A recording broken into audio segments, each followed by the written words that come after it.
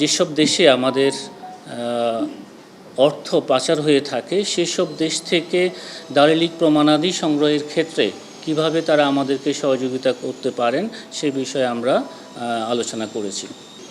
পাচারকৃত অর্থ পুনরুদ্ধার সংক্রান্তে বা এটাকে যদি আপনারা আরও অন্যভাবে আমরা বলি, পাচারকৃত সম্পদ পুনরুদ্ধারের জন্য ওয়ার্ল্ড ব্যাংকে যে নির্ধারিত stolen asset recovery initiative team রয়েছে, সেই স্টোলেন অ্যাসেট রিকভারি ইনিশিয়েটিভ টিমের দুজন সদস্য আজকে কমিশনে এসেছিলেন। তাদের সাথে দুর্নীতি দমন কমিশনের কর্মকর্তাদের সক্ষমতা বৃদ্ধির বিষয়ে আমরা আলোচনা করেছি এবং আর্থিক তদন্তর ক্ষেত্রে আমাদের যে তদন্তকারী কর্মকর্তা যে ধরনের সমস্যার সম্মুখীন হচ্ছেন সেই বিষয়গুলি নিয়ে আমরা কথা বলেছি এবং আমাদের আলোচনার প্রেক্ষিতে তারা আমাদেরকে এই ক্ষেত্রে কীভাবে সহযোগিতা করতে পারেন সে বিষয়ে আলোচনা হয়েছে।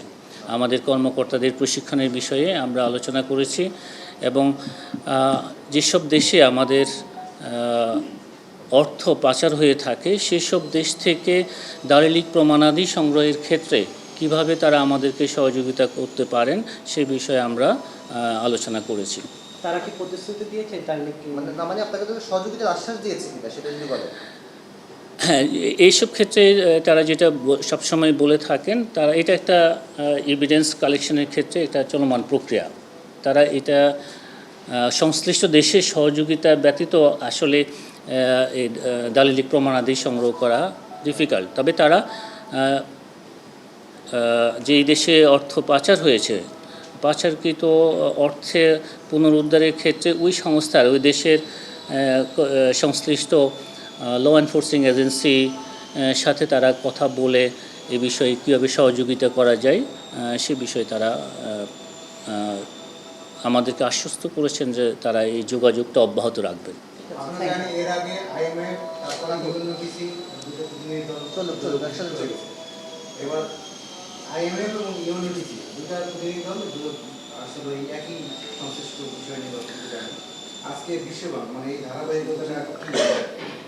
আসলে মানে আমাদের উন্নয়ন সহযোগী দেশ এবং বিভিন্ন সংস্থায় সবাই কিন্তু পাচারকৃত অর্থ বা পাচারকৃত সম্পদ পুনরুদ্ধারের ক্ষেত্রে দুর্নীতি দমন কমিশনকে তথা বাংলাদেশকে সহযোগিতা করতে ইচ্ছুক।